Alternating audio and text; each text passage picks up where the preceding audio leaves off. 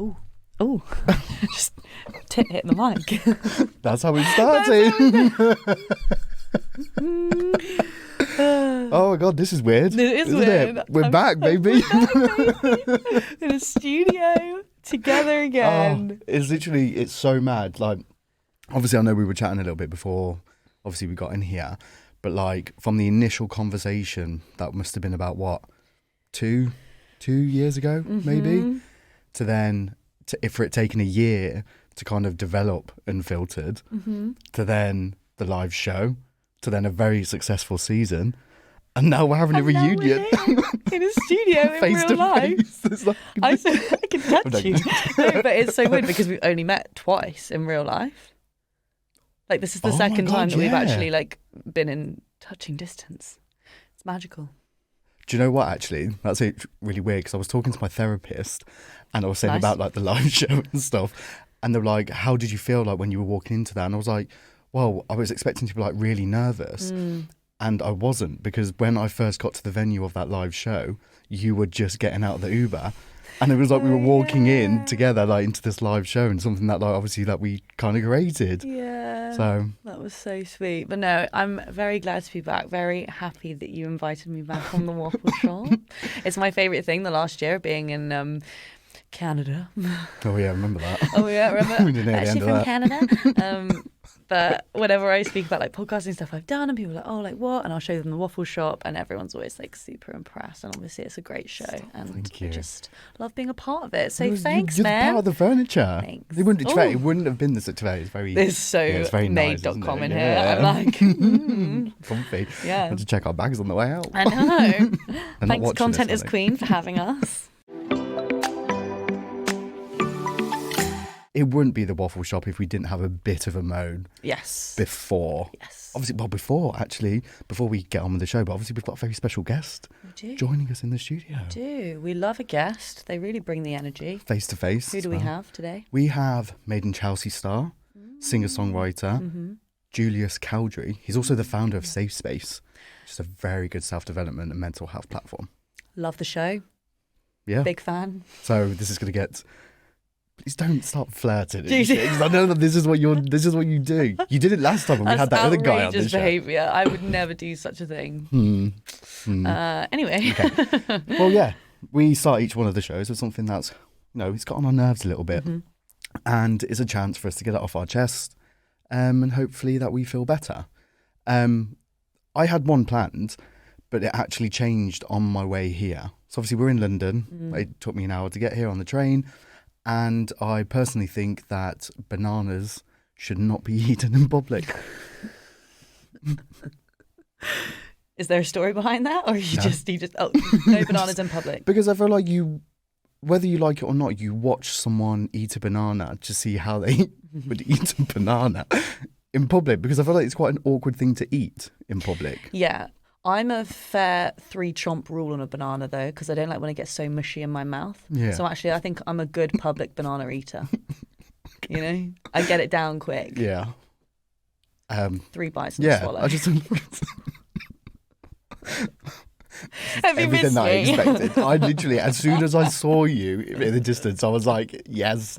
And then there's like one of the first things you said to me, I was like, that's such an Emma thing to say. I was like, yes, she's back. So that gets on your nerves. People eat bananas in public. It was just a little bit much, I think. Okay. My weekly waffle moan is I keep getting targeted ads on Instagram telling me to lose weight for summer. And I'm actually just a bit over it now. It's August. Also, it isn't even summer. Let's be realistic. It's 19 degrees and cloudy right now. Exactly. And if it were 30 degrees and sunny, why are you telling me that I need to get Beachbody ready? Yeah. In August. Fuck off. Or in general. Do you know, it's not the same thing, but it's kind of the same. Do you ever get like random follows on Instagram by like fitness coaches? And they slide into the DMs, you're like, hey, like, blah, blah, blah. I saw you like my reel. Yeah, like if you're looking, so it's like, you've basically slid into my DM saying like, you look fat, you need to lose weight, I'm here to help you. And I'm like, you've probably done that to make me feel better, but actually you make me feel like shit. I know. And I get that they're like trying to make a living or whatever, but I find the targeted ads really annoying because it's clearly just like some computer generated thing. And like every time I go on Instagram now, I'm seeing it. And I had this conversation on a podcast the other day where I was like, I will be on the high, like, prime of life. Like, right now, I feel great. I feel like everything's just, like, clicking. Yeah. And then I'll look at something and it'll make me feel shit. And I'm like, oh, well, my arms are fat, so now my life's ruined. No. You know? No. Yeah, but I know, Yeah, but it's like I so ingrained in us to, like, want that. And I just feel like those ads really get on my nerves. Stop it. Yes. Stop it. Yes. And another segment that we used to do, now it's all coming back to me, is it sad or is it music sweet? pun. But we're not doing that because you said you have a new little segment that you want to do. Yeah, because I feel like what I learned from doing them filtered a year ago was quite a lot of the stories that we were telling just made us look like real bad sad sacks. And I feel like we've evolved over this past year. We're better humans. We're better humans now. Yeah, we're on to better things. Speak for yourself, but yeah. Yes, you are. Yes, you are. Bin Juice out soon. But basically, I thought, you know what? Why not? You know, we love a confession. We love like having like a bit of a laugh and stuff like that. So came up with a new concept, a new little segment called the Whispering Waffle. Whispering Waffle. Whispering Waffle. Do you know what? We're gonna need another jingle. Yeah, We're you dying can make that one up. So yeah, and to be fair, one of them. I mean, shout out to on Twitter for Fesshole for this, but this is not mine at all. But when you said about targeted ads, some woman had said, like, anonymously, that she prefers to watch women porn. So she's not gay, she's happily married, but when she has some alone time, that's what she leans towards. And targeting ads now recognise her as a lesbian. So she is now getting targeted ads of like local women in your area and like adverts for like Pride and stuff. So yeah, there's targeted ads. Good. This is one of my favourite ones, and this just kind of shows like levels of pettiness, which I'm here for. Like I feel like a certain level of petty is quite comical. And I think it's quite funny. So this one, she wrote about her stepchildren. And it goes, I'm the worst person to do this. My stepchildren are disgusting. Cannot eat with their mouths closed, finger licking, lip smacking, tongues like inch thick slices of gammon. Sing to death. What? Can I read this? Why can't you read it? Okay, right. Take two. It's very warm in here. My stepchildren are disgusting. Cannot eat with their mouths closed. Finger licking, lip smacking, tongues like inch thick. Oh my gosh, that's a tongue twister. Tongues like inch thick slices of gammon. Sick to death of asking them to eat like humans. Have written them out of my will. Yeah, fair. It wasn't even that funny now. I know. You're such an easy laugh. I love it. Well, this is one. I feel like you would enjoy this one. Okay, hit me. I had a drunken Tinder swipe session a few weeks ago. The next day, I matched with my sister. We have avoided each other ever since and still haven't spoken a word. You can't match with your sister. But you would have seen the photo. He was probably in some of the photos. But no, but to have a match, you both have to have done it. There's some form of incest going on there, guys. I'm not gonna lie. That's very difficult to match with your sibling on a dating app. Oh, I hadn't thought of that. Hinge, maybe, because then you go on the. Can you tell I online date? Because on Hinge you can see some things will never change. You can see who's liked you on Hinge, so I can see that being like an accident.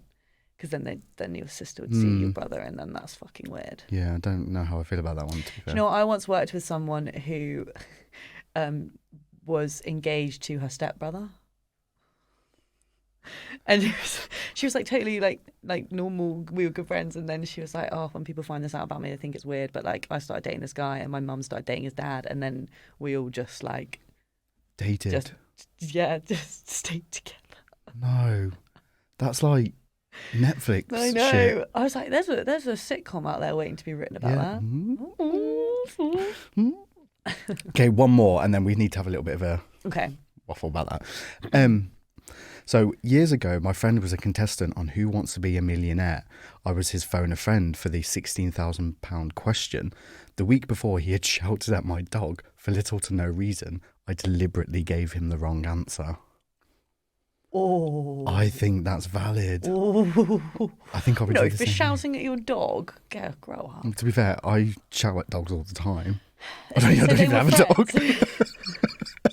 Just shout at random dogs. How do you like it? Yeah. Wait, so they just shouted it around. So they were friends. They were friends. And then they shouted at the dog, and then she was like, "I'm not having that." So then when the phone to friend, she gave deliberately the wrong answer. Yeah. You're just shooting yourself in the foot there, though, because if you are friends, then that guy who's winning that money is probably going to give you a little bit of some. rookie error. To be fair, though, that sounds like a bit of a mistake, which is a bit of a theme on today's kind of episode. Segue. Not because this is a massive mistake. It's because, like, there's a lot of our journeys over the past kind of couple of years that, you know, there's been times when we've lost things or like, you know, we're like, oh my God, okay, well, this is kind of time to throw in the towel. I'm not quite doing it. And then we're now both in a position where actually those things that we thought that we was lost or like that we thought that we wanted turned out to be the things that were actually redirecting us to where we're supposed to be.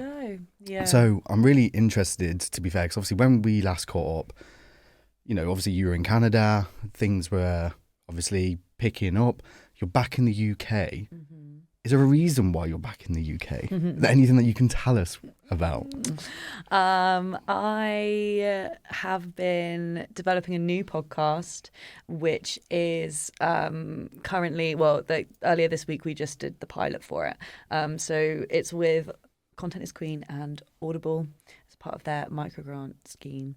And it's very, very exciting. And it's essentially a new podcast, which is an audio sitcom / podcast. So it's kind of a genre in itself, which is why I'm so excited about it, because it doesn't really exist yet. I think Fleabag meets The Archers with a little bit of fresh meat thrown in, and that's sort of the podcast. So yeah, we recorded the pilot over the last 2 days. Actors were incredible, like everything it was just an incredible experience and really nice to do something a little bit different. Like I love these sort of interview style podcasts. I find them really fun, but kind of sitting in the director's seat and producing something that like I'd written and like seeing it come to life in front of me, I was like, wow, this is like giving me new kind of buzz. Yeah. So yeah, it's been very exciting times. Thank you. Yeah, I mean, I'm very grateful that it's happening because obviously I got to see your beautiful face in the flesh.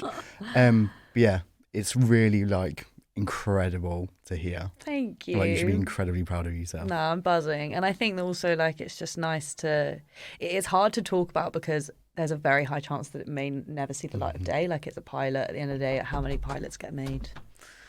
Hi. Oh yeah, come in. The guest has arrived. Here we go. This is very exciting. That really awkward intro now where they're sat right next to you. I know. I'm still not used to doing these kind of like face to face. Go on, big me up in the intro. Well, today, apart from my glamorous, beautiful assistant Emma, we are joined by singer-songwriter, reality TV star, and founder of Safe Space, the incredible self-development and mental health platform, Julius Cowdrey. Hello. Welcome back. I love it. I just sound like a juggler, don't I? Just juggler. I mean, but I appreciate you mentioning the past careers that I've had. I feel like it was the LinkedIn part kind of creeps in. LinkedIn, yeah, of course. He had a paper round at 14. But we all have a story how we got to where we are right now, and it's part of the journey. And to be fair, this is kind of that actually really nicely segues into like today's kind of topic. Is because I think all of us at this point, kind of like whether it's in our careers or something, that we've kind of had to overcome something to get to this point. So whether it is like career, whether it's a relationship, whether it's like our mental health or whatever it might be, we're now in a position where actually, do you know what? I appreciate the past. Well, I'm saying that. I'm talking for all of us here. You might both be sitting there like, I absolutely hate this. No, I like it. No, I appreciate the past. Sorry to caveat that. We are here we're here because of what we've been through and all. And actually, I think it's important to talk about those things because I think more people will relate with your story. Now, we all have a story that got us here to this moment. We all had to go through so many different hurdles or jumps and things. Like I was a party boy who was on reality TV and was completely different to the person I am today. But I had to understand that to create a real change to get to who I am now. So So it's like important to talk about those things because people go, oh, I get you now. I get why you're here. Rather than going, this is what I am. I don't want to talk my past. My past is not me.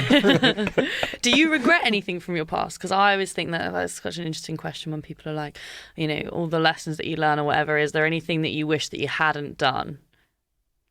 I have another question before I answer that. Okay, go on. Do you think when people say, I don't regret anything, I have no regrets, do you think they're telling the truth? No. Because I think it's, we shouldn't have regrets, right? Because we've done it, we can't change it. Yeah. But could I have changed something, a few things? Would I have got out of a relationship sooner? Would I have told that person to piss off when I was too much of a people pleaser and I should have just told him to, you know, do it? I don't know. Those are little things, but like, the big defining moments, I don't think we ever look back and go, oh, I wish I'd changed that, because I think they create such change in our lives. So like, for me, like doing the show or having a career in music, those things defined me, and I'll look back and go, wow, I learned so much from them. I think I told you this last time. There's an amazing podcast with Mo Gaudat. Yes. And there was this study that was done, and I think it was with over 1,000 people, and they were asked the question, would you get rid, if you could get rid of your biggest trauma, your toughest moment in your life, but you wouldn't have gained all the things that you learned from it, would you get rid of that trauma? What did he say? Because his trauma's massive. Did he answer that question? I'm intrigued now. Yeah. What did he say? Well, before we go there, you don't have to mention what they are. Well, to be fair, from personal experience, if as much as obviously the Waffle Shop was born from a situation where I nearly lost my mom, which she's now in a neurological care home, you know, we're still kind of, the situation that kind of created the Waffle Shop is still ongoing for me. So there is an element of, especially like days like today, when I'm sat here with like two people that, if that hadn't have happened to my mom, not a chance in hell would our paths would have crossed. So there is an element of like, I don't think I would change a thing. And I kind of feel guilty for saying that because it has come at quite a cost. But at the same time, like, that was quite clearly destined to happen. Like, that was completely out of my control. So I can't really feel guilty from something that I didn't quite. Well, you'll feel less guilty when you find out that 95% of people said, I wouldn't change my trauma. And these are we're talking big trauma, loss, sexual trauma, things like that. They're awful, because he mentioned that. He said, oh, these are, and people wouldn't have changed. And he said, I wouldn't have changed a thing with losing his son. Oh, and you're like, wow. And then I look back at all the things that I've been through that I would count as trauma, and or things that have really dented my emotional state of being. I wouldn't change them. All the losses, I wouldn't change them. Yeah. And it's interesting, I think, as well, because sometimes, like what you were saying about, oh, I could have, you know, got out of that relationship quicker, or I could have done this, or I should have done this. And I think whenever, the only things that I actually tend to regret are the things that have really impacted another human being, like in terms of what I've done. So like, I will only regret something if I'm like, that hurt that person and I could have handled that better. Because that's what annoys me when people say, I don't regret anything because I wouldn't be who I am if it wasn't. And I'm like, I get it, but also have a little bit of compassion and awareness, because like, I guarantee you some of the stuff you've done probably you could have handled. Do you think with those kind of things though, it comes with a level of like emotional intelligence? Yeah. Because like at that point, like you'd be like, you reacted or acted in a way that at that time you only really knew how to. So when you kind of go through that, whether like the trauma happens or the relationship ends or like you leave a job or whatever it might be, you almost, you do learn from it. And it's kind of like, okay, well, looking back, I probably could have handled things better. But at that time, and I think to be fair, I think that's a lot of when like anxiety plays into part of it, because like you constantly then overthink like past situations and stuff like that. So it's all a journey. Yeah, you didn't have the tools before to be able to know. It's like, why did I I mean, relationships is an easy one to talk about. It's like, why did I spend time with that person for so long? Why did I allow myself to be treated like that? Or but using that, for example, is like, well, you didn't have the emotional intelligence that you have now, or you haven't had the learnings to be able to go, that's not good enough for me. But then when you realize it and your eyes are open and the layer, you know, the curtains are opened up and you're like, oh my God, I've been in that. You go, wow, I've learned now where to place my respect. I've learned now where to place my boundaries. Yeah, that's so true. I have quite a few friends in their like early 30s, and I talk about dating quite a lot on podcasts in general, just because I think it's a hilarious topic and like everyone has a story. But like they were saying how dating in your early 20s compared to your early 30s is so different, because you're dating people who are so much more self-aware. They know what they want. They know where they fucked up. They know how they need to do better. And like I'm just waiting for that now. I'm like late 20s. I'm like, right, I'm just gonna tap out for like another 4 years and wait until I can actually go back in and like make it you're in better. for a shock when you turn 30. Okay, well, so it gets harder. Yeah. I mean, I'm 30. Right. So it just gets harder. So it gets harder to find someone because people's you don't have like a list of things that need to be ticked off. Because in my head now I've got.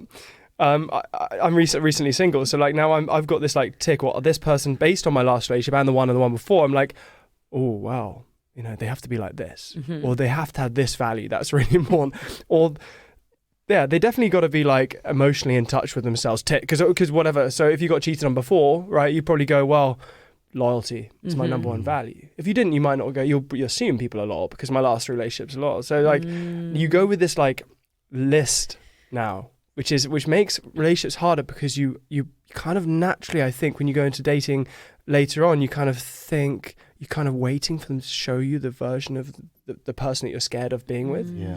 So, oh no, they might be a bit narcissistic. Did they do that? Or are they a bit self-obsessed? They've said this, or they're talking about themselves a lot. Yeah, you know what I mean? Yeah. And then you start going, oh no. So I think it can put a barrier up. It can make you a bit more cautious, which actually in turn you can't give people the benefit of the doubt like you did before. But then just an element of like comfort comes with that then, because you kind of, especially like in relationships or with any aspect, you kind of, when someone does behave like that, you're like, oh, okay, I feel comfortable now because I'm used to that. So then when someone does show you these kind of qualities that you're looking for, you're like, you don't really know how to handle it. Because you're like, oh, well, then you kind of like look for the things. The comfort in the in the stuff that is that toxic. That's trauma bonding. That's when you get, because that goes back to like general human psyche, doesn't it? You're comfortable with whatever you're used to. So like it's when the abuser becomes the abuser. Yeah. So abused becomes the abuser, or the person who's bullied becomes the bully. It's like if you're used to someone being hot and cold with you, and then suddenly someone's really nice and consistent, you're below. This is a bit too secure. Yeah. I feel this. Because weirdly, like I think we'd all agree, a part of that toxic thing is actually quite exciting. Oh god, Yeah. But you don't want to be in it long term. No. But it is exciting. It gets your heart racing. What do you think is the biggest, like talking about like life lessons and mistakes and stuff? What do you think is the biggest mistake that you've ever made, both of you, like in a relationship? For me personally, I think the biggest mistake I ever made was waiting. To like, because I always kind of like held back, and I think a lot of my life skills now came from a bloody waffle, like which we're still waiting on, by the way. I'm still like because last time you were on, you gave me such like a hard time because you didn't get a waffle, and now I'm saying I'm like we should. I probably should. Maybe we'll go for waffles after. We'll go for waffles after. Yeah. Promise? But so it's kind of like I think I regret or kind of not kind of pushing myself further because there was, I think, a lot of myself that I was really insecure about, and a lot of kind of like traits and kind of like I guess I just wasn't happy in myself, so I avoided relationships, or it was only ever like 2 months or 3 months or like one night things, and it's just like it never kind of went any further until I started to kind of, I guess, break down the wall that I was kind of that I'd built for myself. So I think that's what I regret, or that's the mistake that I made, is not kind of just getting out there as much as I could have. Interesting. But it's one of those things that's it's so much easier said than done. So you'll have friends going, put yourself out there, Taylor, like go on, like just, and in your head you're like, well, that you don't understand the crux of why I'm not doing it in the first place. There's always that underlying context behind why we don't put ourselves out there, or why we're limiting ourselves.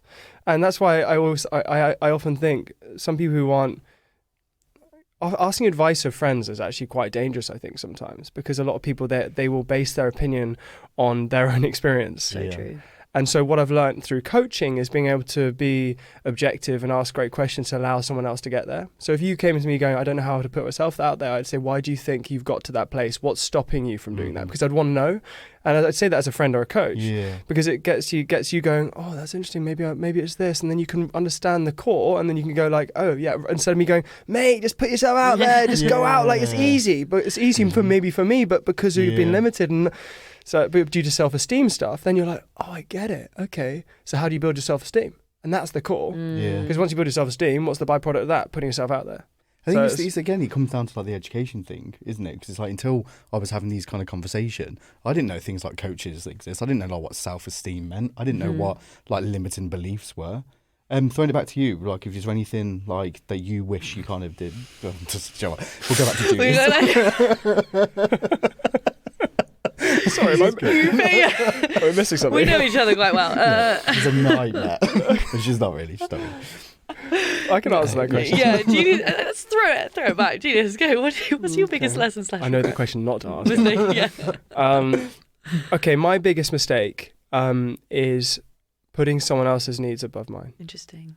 And I think that is something that I think a lot of people listening to this will be able to relate with, because if you're naturally an empath and you're someone who's in touch with your emotions, and you're more of a giver, and you want someone to feel great, and you want to look after someone, and that's a lovely quality, and you could say it's people pleasing at its like more extreme, then you end up putting, if you're with someone who's a taker, which is quite usually not quite normal. If you know about attachment styles, because I dived into this massively, the avoidant is usually with the anxious. The person who's like, oh please no, I want you to let me know it's all okay, is usually with the, hey, you're being too much.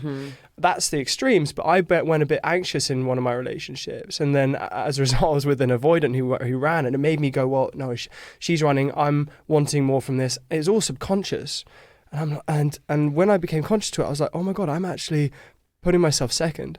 I'm viewing her like she's more important to me, and as a result, my self-esteem is being knocked because I'm not even giving myself the love.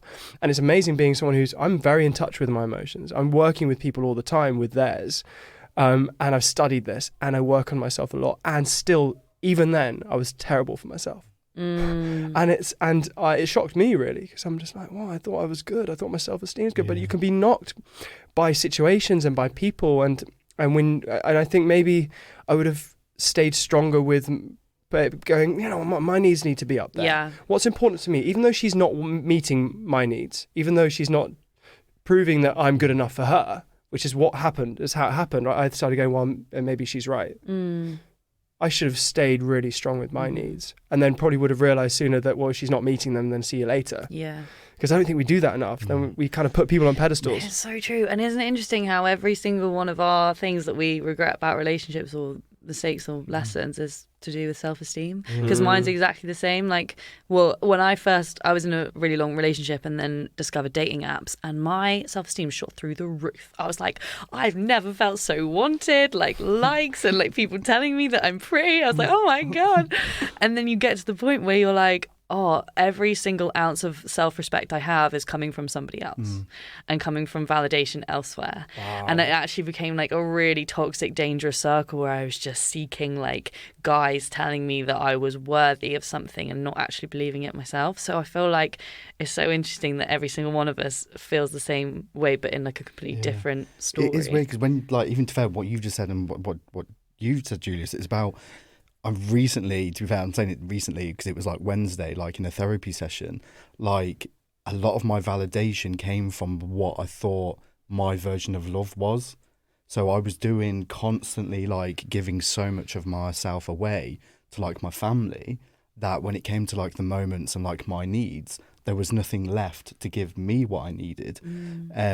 So I'm in this process now, like I really kind of like working through like what is love to me. Because, you know, I've been in relationships and stuff like that. I don't know whether that's been something that, because that idea of love that I have wasn't quite what that person's version of love was.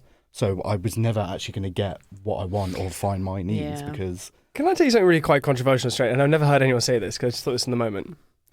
I kind of wish there wasn't such a thing as the word love. Yeah. Because you're basing it on what, movies, stories, to TV shows, books, and all those around you are telling them about, oh, I love him, oh my God, I love her, like she's amazing, whatever it is. And like, what does love feel? Love is different for every single person. And also love can come in, you can feel like you're in love and you're not. It can feel like lust. You can be in an unhealthy attachment, which I've learned a lot about, which can feel really like loving and like, oh my God, I love this person. And so if it wasn't like, oh, do you love him yet? Or do you love her yet? Like, are you in love? Are you in love? Like, what's next? It's almost like relationship. Love. Are you loved? Why aren't you in love? Why haven't you said I love you yet? It's very, it becomes this whole entire dialogue and like, oh God, I almost wish it wasn't a thing. It's just a feeling. And it's my own personal feeling that I don't need to talk to you about. Because whatever you feel, I'll feel differently. Yeah. And whatever you feel, we'll all feel differently. That is such an interesting statement. And I agree with you to an extent though, but I dated a guy once who was like, never been in love, don't believe in it. And I was immediately like, well, he said to me, he was like, I don't think I've ever been in love and I don't really believe it's a thing. I think it's bullshit. And I was like, respectfully, like listening, I was like, I want to hear you out. Like, this is really interesting. But obviously in me, I'm like, red flag, red flag, red flag, red flag. Because it's like, I don't, like, also there seemed an almost kind of unwillingness to open up to the idea of it. It was more just like, no, I just don't want it, or don't know what it is, or don't know how to feel it.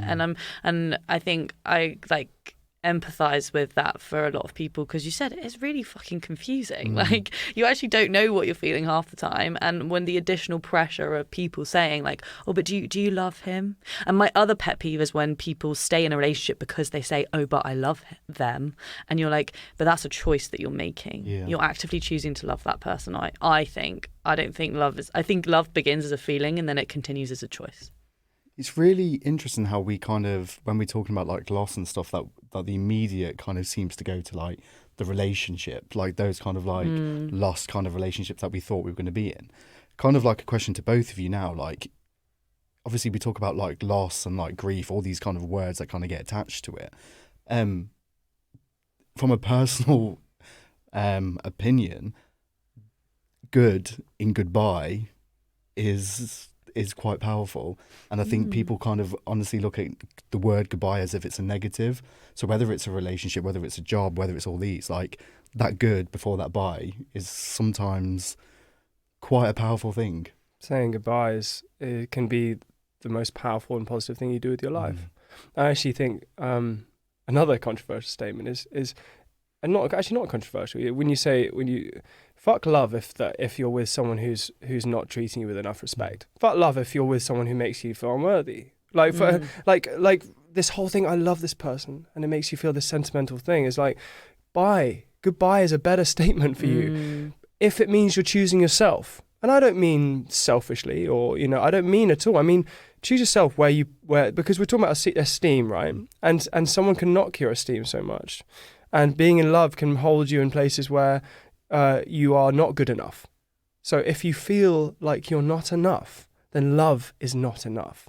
So that good is strong with goodbye. I kind of want to clap. Has there been a moment? Yeah, I realise I've said that statement and didn't actually ask the question. But I love that. I've never heard that before. The good and goodbye. It's not bad bye. No, bad bye. Bye. Sass on you. That's how we're signing off the episode. But has there been a moment where, like, at that time when you were in it and you had to kind of say goodbye, or kind of, what you thought was going to be a really bad decision actually turned out to be the best thing for you? I've had to say goodbye to someone, and it was I'm really bad at saying goodbye. I actually think we all are quite bad because we're sentimental and we hold on to things and the way that person was, but you get to a point when the road comes to an end and you need to make the right decision for yourself, and that's what we're talking about. Now, I got to a point where I wanted to say goodbye to someone, and bye is bye. I'm not holding on, and I'm not, just let's see each other next week. But it's a bye. Like it's goodbye because I'm like, this isn't working, right? And that can happen in friendships. That can actually happen with family members as well. I've had clients I've worked with who I've had to say goodbye to their parents because they're not treating them with enough respect, and that's a different kind of another ballgame. But back to even a relationship style, saying goodbye is a really hard thing to do because you're saying goodbye to all the good things, but actually. And when I ended this thing that I was going through, this relationship that I was going through, and I said goodbye, it actually, the sudden positive flooding of relief in the moment when I'm sitting next to her, and this feeling of like, I feel more free. I feel like I've got this space in my life now that I can choose me again. Because, yeah, did I feel like it's so scary, but often our fears are far, we spoke about fears last time.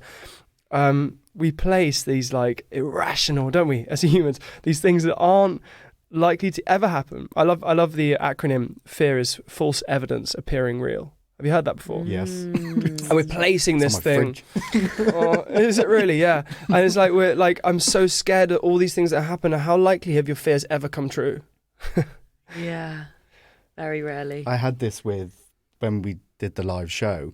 So the first one we did, like, it sold out. It was like, this is mad. Like, this is a thing. And then it came to do the second one. And I was like, I can't do this. No one's going to do this. And it was like, so I used to think that I really struggled with like imposter syndrome, like, I don't know how I've got here. Whereas now I combat that fear and I kind of like look at it dead in the eyes and be like, well, actually, look at the facts. Look at the evidence. Yeah, this is the evidence in front of me. Like, people would not be doing this if you weren't supposed to. And it's like recently with like the reason you're back in London is like these things would not be happening if you weren't capable of doing them, and two, like if you didn't look at like that kind of element and fear and were like, well, bring it on. Bring it on. Bring it on. That's a coaching technique that I learned from my coach when I trained, was the evidence question. Because I would start working with a client who's got very low self-esteem and says, I don't like this about me, I hate this about me, I hate this about me, I don't like that they think this, and I would, okay, let's just debunk those, let's just go through them for a sec. You say that you don't think you're good enough for your job. Say that's one of them. Give me evidence. Now, actually, so much so, imagine I'm the jury and you need to prove to me why you are not good enough, right? And then we'd come to realize that it was just a terrible lie she was telling herself, and actually she's been there for 3 years, she got a raise last week and whatever, and then you come to the truth about, my family don't love me, I said, and then we go through that story, and then it's amazing when a client especially goes, oh my God, I've been telling myself these things, and you get really emotional reactions. But that's such a good question to ask yourself when you have that little voice on your shoulder that isn't nice to you. We all have that voice on our shoulder that says horrible things, mean things, like, and they're daily, right? And we all do, and everyone thinks they're on their own in that. No, we all have that devil, that bully on our shoulder that goes, you're not good enough. You should be doing this. You're not. When it starts, waking up and wants to have a conversation with you, wants to tell you what to do, prove it. Yeah. Is there anything that you do to navigate that? I got into journaling, but I don't journal consistently every day. I journal in the moment. So this is the way I do it. I've been going through a lot of irrational things recently, and I just launched Safe Space, which has been a lot. And it's just again, the imposter stuff. Imposter syndrome is an interesting thing, and but let's even going through some like negative thought processes they come in, and I always think, how can I get off the train early enough? That's why I work again with clients. It's like, if the thought comes in and it's like a train, if I stay with that thought too long, it'll manifest, and then I'll really be taken for a ride and the doors are locked. But I have a few opportunities to get off. Okay, so what can I do? What are the tools I can do? And we're all different, right? So what do I do? Okay, in the moment I've got someone. My brother's amazing. I have a twin brother, so he's just brilliant. He's also a coach, so I can navigate some thought processes with him. So he would be one of my openings in the door on the train. And if I don't have him, then I'll have my notes on my phone. And this is what I do is I'll write the thought out, and it's very easy to say, well, I can't be asked to do that, but actually, it's get off the train. Just get off the train, and it comes in, and if you really listen to it too long, it's going to hurt you. So I write out the saying. So this is happening, and I'm making me feel like this, and I feel unworthy, or blah blah blah. And then I'll look at it, and then I'll speak to myself in first person, like my best friend. So what would my best friend say to that? Now I'm looking at it, I'm acting as my best friend for the word, that line that I'm telling myself. So I go, Julius, what about all these things that prove that you are good enough? You need to look after yourself right now. You need to be calm. Like give yourself a hug and realize it's all okay. And so I'm looking at it like it's my friend. So that's what I do on my phone. I named my notes thinking, and I put the date and I write it down. It's, it might be a few days when I haven't, but when I really need myself, I use my best friend instead of that bully on the shoulder, right? So there's a couple of tools. I mean, I get out and get off my phone. I think the phone is a terrible thing when you're not feeling great. I think it can create more comparison. It can make you overthink and overwhelm you and stress you. So I try to go for a walk. But again, what is that? It's connection to yourself, connection with outdoors. I think they're the only real things is connection that can actually help you get out of a funk or a state. Interesting. It's all we all crave, though. I think, isn't it? Connection. How do you navigate the whole kind of? I don't. I missed you so much. Okay, but that's interesting. I've got better. I have got better. I used to bury it, denial. Just think, it'll get better, like whatever, just ride the wave. Question. Yeah. Okay, so you used to do that. Do you find yourself, and this is like a question for all, because I've found no one's perfect at this, and I'm not, by the way, speaking to everyone like I'm brilliant at getting off the train, because there are days when I just sit on it and I'm like, because I think no one's perfect. No one's this. Tony Robbins will be having bad days. Just want to everyone to notice that we all get shit days and we all get bad thoughts and we all are very mean to ourselves. But like, what could you do? What are the tools? And that's a great question to ask yourself if you listen to this: is what are the things that make me feel good? Do you feel like when you are in a bad place or that something comes in or you're not feeling very good and it's just one of those days, right? Do you feel like you turn to things that make you feel good that in the short term? Do you go to... Yeah, chocolate and friends, sit on the sofa and just like sit in it a little bit. But like using like little things that I know that are going to make me feel better. And sometimes also they just think like, I'm having a bad day, it's fine. Tomorrow I'll just wake up and go again.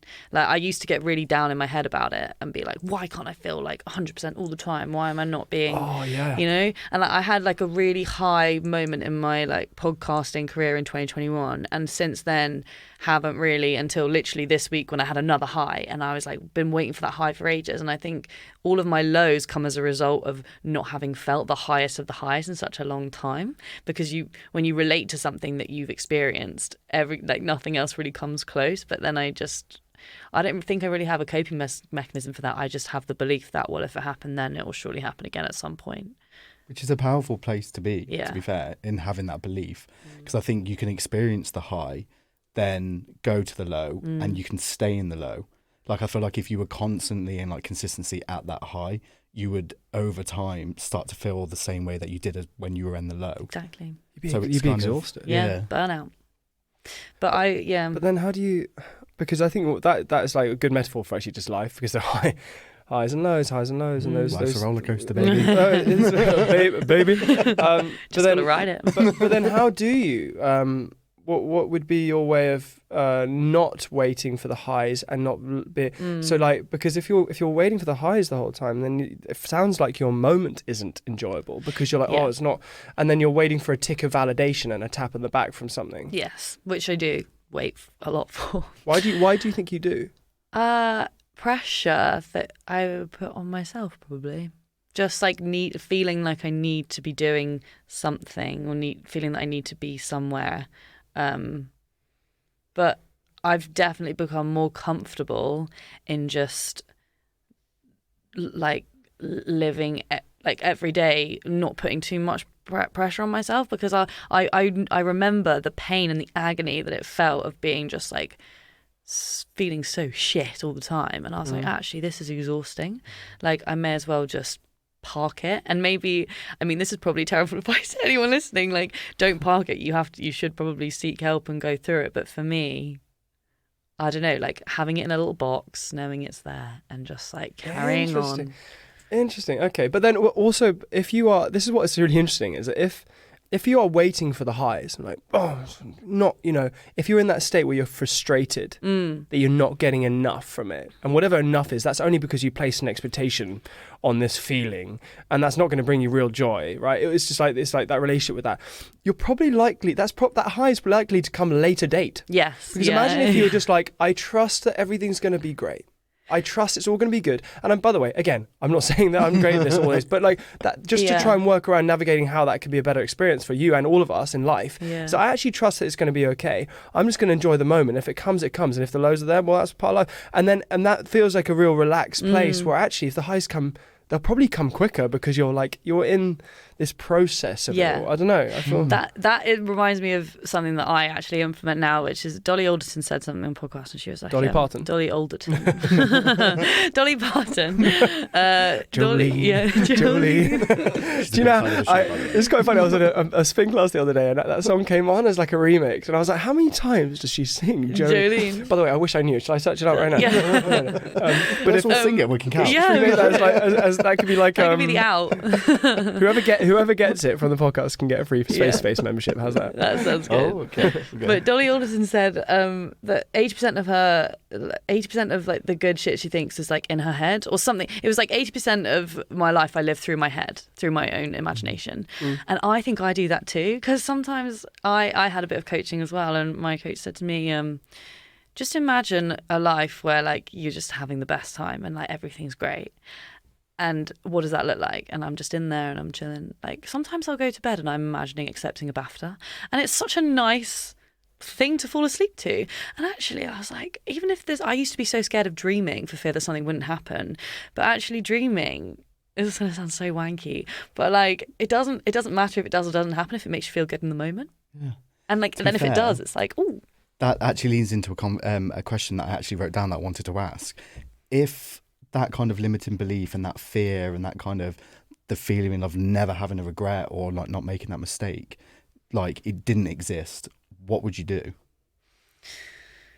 What would I do? What would I do? Yeah, if I didn't... like if the fear didn't exist, if that like after something, if it was to go wrong, you didn't have that fear of regret, like the anxiety, if none of that fear existed and money wasn't an option, what would you do?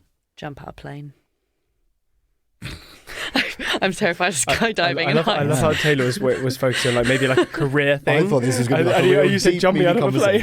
So okay, no, with the parachute. I don't want to sound like a dick, but actually right now I'm doing everything I want to be doing. Yeah. So I don't really have any fear right in this moment. Julius, go. Julius, go. It's like I'm the same. Yeah. Setting up safe space was that there were different fears that existed within that, but that was something that that was really important for me to do, and that I would be doing exactly what I'm doing right now. I might be living in Bali. I mean, the last time we spoke, you came back from Bali. Yeah, I do like it there. Yeah. That's what. So if I love that question. Also, like, what is that? What does your perfect life look like? Is quite nice as well. So, okay, if you could be like, even give it like a year, or like 5 years or 10 years, what does your perfect life look like? And like my perfect life looks that I will achieve, because that's that mentality we all need, is that this will happen. And if it doesn't, that's okay. The expectation. But the perfect life that I would want to live is being able to be 6 months.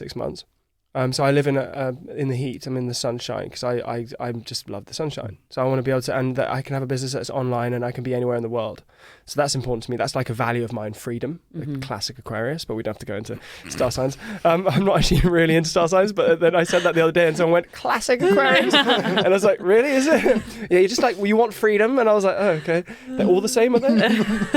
All the like the billion Aquariuses are all the same. Yeah, they're all the same. But the freedom's really important to me, being able to be anywhere at any time. So setting up an online business, if I was bound by a 9 to 5, I think I'd feel claustrophobic and it wouldn't work for me. So like that's sort of my perfect life. But when I think about perfect life, I don't actually think about money. It doesn't really come to existence. It's just freedom and being able to have enough to be able to meet needs. And if that happens, then great. And if I've got a yacht, that's great. You're invited. No, thanks. You heard that. This is being recorded. But you meet people who just like talk about money straight away, and it's like that's definitely not. Doesn't come from your core, does it? Like it's the first question when someone says like, "What do you do for a living?" I say like, "Oh, I'm a podcaster." The first question is never like, "Oh, who have you had on the podcast?" It's always, how do you make money? Do you make money from that? Interesting. But that's because podcasting is so difficult to navigate in terms of it. I was told it wasn't a real job. I was like, well, pay my bills. I've got a lot of friends who podcast and it's their job. But I think it's also a bit. It's a hard, like you said, it's a hard one to understand. Is when I was a singer-songwriter, it'd be the first question people would ask: "How's the success? You're not making much money then?" That would be the first thing. Like a lot of the struggling musicians out there, and I'd be like, "Yeah, yeah." Well, it was hard to make. It's harder to make money from streams per listen. On even worse. I mean, I say even worse than podcasts. I actually have no clue how much money people make in podcasts if they. But it's interesting because the last week, so I'm back in the UK because I'm working on this pilot, which is this passion project I've been wanting to do for like years, and that's why I'm here and I've recorded it this week. And like that's why when you ask that question to me now, like what would you be doing if you didn't have any fear? I'm like, I'm doing it. Like this is a bad time to ask that question. I'm not very philosophical, but I would say that I'm not making any money from this either because I had like a certain amount of funding and I spent it all on everyone else trying to make it as good as it could be because I care so much about it. And like for that, I'm like, oh, I wish I had some money and could like be whatever. But actually it comes down to what your values are. Yeah. And in this particular example, money is not the priority. Yeah. That being said, that to me says nice. That's successful. That's success. To me, rather than the money. The fact that you feel kind of, I guess, comfortable, confident, and like you're doing something genuine that you love, something that you have created. That to me, the fact that you're bringing that to life, that to me is more, I'll be more impressed by that than the fact that you said like, oh, I've done this and it's made like £1 million. What's yours then, if you had no fear? Just fair, I'm going to go deep with this, and I think it would be, I'd give myself freedom. Which doesn't necessarily, again, mean financially. I think it would be a case of I would just allow myself to make mistakes. I would allow myself to kind of put myself first because for such a huge period of time in my life, I've never put myself first. So it's like, I think if I was to kind of take the element of fear away from it, like I would put myself first because for some bizarre reason that I'm working through in therapy, I'm scared and I have like a big fear of kind of doing what Taylor wants to do. To ask a sensitive question, you're working through it with your therapist. You say it's for some bizarre reason. What is that reason? I don't know. I think it's just, I always kind of downplay it when it comes to like doing something for like myself. I will use that kind of language of like, oh, it's mad, it's bizarre, it's like this kind of thing. But why? But why? Yeah. Because I'm absolutely petrified of putting myself first. But why? Because of the implications it will have on other people. Why? But why did you get there? Why did I get there? Is it because you weren't made to feel good enough? 100%. And I still don't. I'm having like a real kind of moment of it now where I don't feel like I know who kind of like Taylor is or this, that and the other. And again, it comes down to this bloody waffle and the fact that I'm sat here now with two people on something that I'd created. We have the same kind of like outlook on life, and this is kind of meeting my needs far more than anything my family have ever done for me, which is really sad. But at the same time, I'm only getting to that stage now where I'm like, well, okay, I want more of that. It's the connections, it's the kind of getting out of the comfort zones, pushing past that fear, like recognizing the fear and actually like, do you know what? That makes you feel rubbish. This makes you feel good. Surround yourself with that. It's okay to kind of lean into like the bad and stuff every now and again, but this is where I deserve to be. That's such a amazing sort of PR for give yourself that credit, or give you because you probably don't give yourself enough credit based on what you just said. But even through that, not feeling good enough when you're younger from your family, not feeling like you were worthy enough, which then makes you tell yourself that you're not worthy enough. Which is so common. My God, that happens everywhere and anywhere, which is so sad. But look what you've done. Like, I want to champion you for that. Champion you for setting up your thing when you probably didn't think you were good enough to set up your thing. Like for actually taking the flag and going, I'm going to do this and I'm going to put myself out there, even though I probably don't think I'm good enough to. You did that. First thing, this podcast is the first thing I've ever done in my life that was purely for me. So the fact that now I'm 3 years on, with like some of the best friends ever through it, the fact that I now have my own studio, the fact that I'm sat in London, I'm so proud with of yourself. you. Do you know what I mean? It's like, well, okay, I can't argue with the facts. So when you're faced head on with something, I just gave myself goosebumps. How narcissistic. I'm smiling. I'm joyful right now. Me too. But it's powerful, and I think this is why I love having these kind of like conversations and stuff, because it, for anyone who is listening, who is in that kind of like weird transitional period, like we're all feeling it, like regardless of what stage or what age or you are, like we do feel this. It is normal to feel like this to certain degrees. But the biggest thing that I've learned from like feeling this is that sometimes it is quite a lonely place to be. But it also doesn't mean that I'm alone, because I wouldn't be sat here having this kind of conversation without it. What a way to end. One final question. Okay. One final question. We are Obviously, over time now. Quickly. We have, obviously, we talk about music quite a lot on the show. So, obviously, I usually ask about the songs that get people on the dance floor and stuff like that. But this has been quite a deep conversation, I felt. And obviously, you're a singer-songwriter. Well, I mean, we're a lover of music. I don't know about your musical talent, but I do have a song with Sean Paul. Name drop. If there was a song, or no, is there a song that when you listen to it was like, this was written for me or about you? I'm listening to a song by Teddy Swims at the moment. It's called Face Myself. Have you heard it? No. I love Teddy. I only know the song he has with Paloma Faith. And that song I think would be really resonate with all of us actually. Anyone listening to who have felt like they have to face themselves in adversity and overcome their own demons. And I've had to face not feeling good enough for a long time. I was badly bullied when I was younger, made to feel not good enough, and then I had that going through my life, and literally that was a constant in my head when no one knew about it, even when I'm perceived to be really confident. That song, when I listened to it, I was like, whoa, that's really interesting. Face Myself, Teddy Swims. His voice is one of the most amazing voices. That song I listened to the other day, I was like, I'm not there anymore, but nice.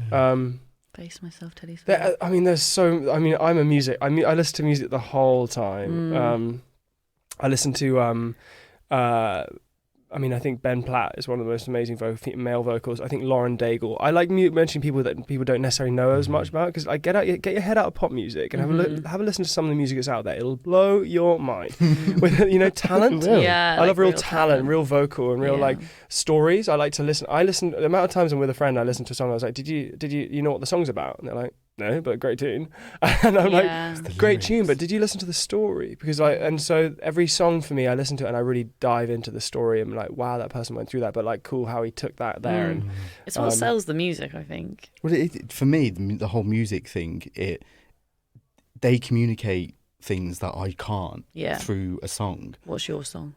It would have to be Elton John, I'm Still Standing. Nice. Because it's literally just like, I listen to that song now, and obviously I had a bit of a moment. I was lucky enough to go to Glastonbury and I saw it, and I was like, oh my God, like, yeah, regardless of what you have been through, like, you still stood there, you're still standing. Why don't you sing it to us now? No.